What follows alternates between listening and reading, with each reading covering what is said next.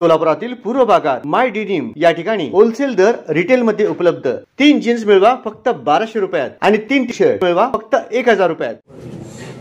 श्री मार्कंडेय सोलापूर सहकारी रुग्णालयाच्या ठिकाणी महात्मा ज्योतिबा फुले जन आरोग्य योजना, त्याचबरोबर आयुष्यमान भारत प्रधानमंत्री जन आरोग्य योजना या दोन्ही योजनेचा शुभारंभ आज या आपल्या मार्कंडेय हॉस्पिटलमध्ये होतोय। या कार्यक्रमासाठी त्यांनी अत्यंत कमी वेळात आपल्या हॉस्पिटलची सगळी समस्या दूर करून दिली आणि या कार्यक्रमाला स्वतः आवर्जून उपस्थित राहिलेल्या संपूर्ण महाराष्ट्रात नव्हे तर भारतातील रुग्णांसाठी देवदूत असणारे आमचे मार्गदर्शक डॉक्टर ओप्रकाशजी शेटे सर, त्याचबरोबर ख्यातनाम शिवचरित्रकार शिवरत्न शेटे सर, आपल्या मार्कंडेय हॉस्पिटलचे प्रेसिडेंट व आमचे मार्गदर्शक माननीय सत्यनारायण बोल्ली साहेब, त्याचबरोबर सर्व सन्माननीय व्यासपीठ ज्यांचा आवर्जून या ठिकाणी उल्लेख करावा वाटतो, डॉक्टर माणिक गुर्रम सर यांनी ही योजना सुरू होण्यासाठी सातत्याने प्रयत्न केला, सर्व संचालक मंडळ, रमेशजी विडप साहेब व उपस्थित सर्व ज्येष्ठ मान्यवर डॉक्टर्स व हॉस्पिटल मधील सर्व सहकारी। आज या हॉस्पिटलच्या कार्यक्रमात या भागाचा आमदार म्हणून उपस्थित राहून मी प्रथमच आपल्या सगळ्यांशी संवाद साधतोय। सर्वप्रथम आपल्या सगळ्यांचा मी मनापासून आभार व्यक्त करतो। कालच्या विधानसभेला आपण सर्वजण संघटित झालात आणि मला विजयी करण्यासाठी आपण कुठल्याही जातीपातीच्या राजकारणात न अडकता, कुठल्याही पक्षाच्या चौकटीत न राहता सर्वांनी एकसंघ राहून माझ्यासारख्या नवख्या उमेदवाराला या ठिकाणी काम करण्याची संधी दिली। यासाठी आपल्या सगळ्यांचा, विशेषतः या हॉस्पिटलचे सर्व संचालक मंडळ, सभासद, सर्व डॉक्टर्स, कर्मचाऱ्यांचा मनापासून आभार मानतो। आपण पाहिलं की आता आदरणीय बोल्ली साहेबांनी मनोगतामध्ये या हॉस्पिटलचा सर्व यापूर्वीचा इतिहास त्यांनी आवर्जून सांगितला। त्या गोष्टीचा मला खरोखरच कौतुक वाटतं की सोलापूर शहराचे पूर्वीचे नेते डॉक्टर रामकृष्ण बेद साहेब असतील, आदरणीय गंगाधरराव कुचन साहेब असतील, हिरण्णप्पा बोल्ली साहेब असतील, सीमा अडप साहेब असतील, पूर्व भागातल्या विशेषतः अनेक जुन्या लोकांनी एकत्रित येऊन ही सर्व सहकार चळवळ त्यावेळेस उभा केलेली आपण सगळ्यांनी पाहिली आहे। पद्मश्री शिक्षण संस्थेचा उल्लेख करायचा झाला तर 100-125 वर्षापूर्वी ती संस्था त्या ठिकाणी आपल्या पूर्वजांनी सुरू केली। अनेक बँका असतील, अनेक कोऑपरेटिव्ह मुवमेंट्स असतील, हे त्यावेळेस झाले। विशेषतः पूर्व भागात यंत्रमाग किंवा हातमाग, बिडी कामगार मोठ्या प्रमाणात श्रमिक वर्ग असल्यामुळे त्यावेळीची आरोग्याची परिस्थिती लक्षात घेता दूरदृष्टी ठेवून विशेषतः आपल्या समाजातला कुठलाही डॉक्टर त्यावेळेस नसताना इतरांना सोबत घेऊन, विश्वासात घेऊन आपल्या जुन्या लोकांनी ही संस्था सुरू करण्याचा एक धाडस निर्णय त्यांनी त्यावेळेस घेतला आणि त्यांच्या प्रयत्नाला यश आलं। नेहमीच मला बोल्ली साहेब भेटल्यानंतर अनेक वेळा माझं कान टोचत असतात, मला बोलत असतात आणि ते नेहमी म्हणतात अरे माझं काय नाहीये, मी काय केलं नाही। मी त्यांना नेहमी बोलतो की साहेब आपल्या पूर्वजांनी हे 50 वर्ष अगोदर उभा केलंय, उभा करणं सोपं आहे, पूर्वजांनी उभा केलेलं पुढं चालू ठेवणं हे ज्याला जास्त अवघडीचं आहे। ते अवघड काम साहेब तुम्ही करताय। एकीकडे शहरातल्या अनेक सहकारी मुवमेंट्स आपण पाहतोय की कालांतराने बंद पडत चाललेले आहेत, काही अडचणी असतील, काहींचं अपग्रेडेशन झाले नसतील, परंतु आपलं हे मार्कंडेय हॉस्पिटल जुन्या पिढीत असताना सुद्धा नव्या पिढीला सोबत घेऊन योग्य समन्वय साधत ही संस्था यशस्वीपणे आदरणीय सत्यनारायण बोल्ली साहेबांनी सुरू ठेवली, याचा मला निश्चितच त्यांच्याबद्दल अभिमान आणि आनंद वाटतो। पण फक्त संस्था सुरूच ठेवलेली नाही तर आपण पाहतोय की सातत्याने ह्या संस्थेचा चढता आलेख प्रगतीचा आहे। छोट्या इमारतीनं ही मोठी इमारत झाली, ह्याच्यानंतर आता पलीकडची 9 मजली इमारत झाली आणि एवढ्यावर हे संचालक मंडळ थांबत नाही। परवा आल्यानंतर आणखीन पलीकडची जागा दाखवत होते की तिथेही काहीतरी आणखी 9-10 मजल्याचा विचार हे संचालक मंडळ करत आहे। सातत्याने पुढे घेऊन जाण्याचं काम ह्या संस्थेच्या वतीने सुरू राहिलेलं आहे। याबद्दल सर्व फाउंडर्स मेंबरना सुद्धा मी स्मरण करून त्यांना अभिवादन करतो, जे आज हयात नाही आहेत आणि जे आज हयात आहेत, पहिल्या रांगेला जे ज्येष्ठ मान्यवर बसलेत त्यांचाही मी त्यांना धन्यवाद देतो की तुम्ही त्यावेळेस तो पाहिलेली दूरदृष्टी आहे, त्यातनच ह्या गोष्टी आज या ठिकाणी यशस्वीपणे सुरू राहिलेल्या आहेत। अनेक वेळा मी बोल्ले साहेबांना बोललोय, दशरथ गोप साहेबांना बोललोय, गड्डम साहेब असतील, पेंटप्पा गड्डम साहेब, अनेकांशी मी बोललोय की समाजकारणात राजकारणात काम करत असताना आपण हे सेवेचं माध्यम म्हणून पाहिलं पाहिजे. कालांतराने काही अलीकडच्या काळात प्रत्येक गोष्टीत जर राजकारण होत राहिलं तर आपापल्यातला संघर्ष होऊन ह्या सगळ्या गोष्टीत ह्या संस्थेत जर राजकारण झालं तर आपली प्रगती न होता आपण अधोगतीकडे जायला लागू.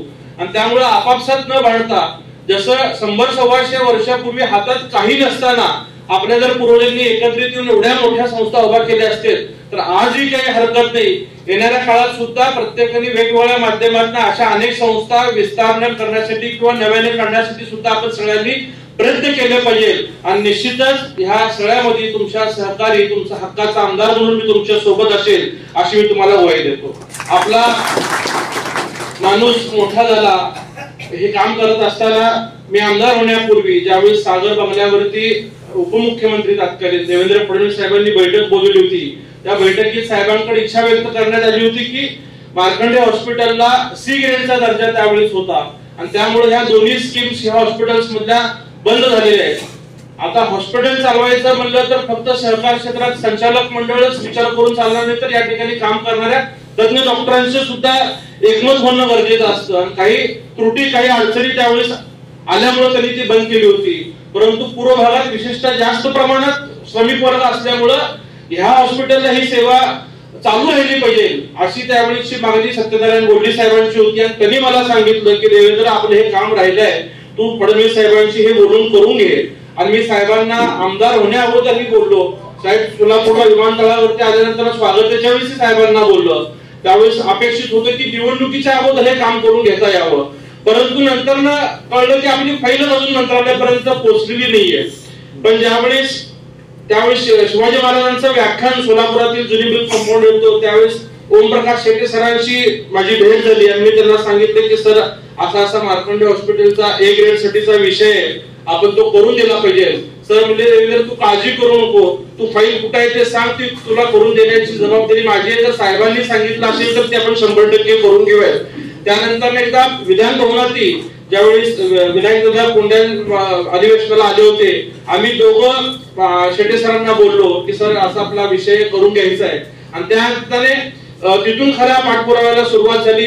आणि ह्या सगळ्या योजना त्या ठिकाणी फॉलोअप घेण्यासाठी डॉक्टर माणिक गुरम सरांनी अतिशय चांगलं प्रेझेंटेशन केलं. अनेक त्रुटी होत्या.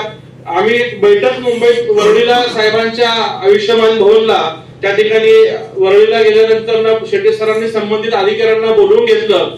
त्यावेळी श्रीधरांना होते, सुधाकरजी उंडेले होते, काही संचालक मंडळ होते. बैठकीत एक अशी गोष्ट लक्षात आली की हे C कॅटेगरीतनं A मध्ये येणं अवघड आहे आणि होण्यासारखं नाहीये.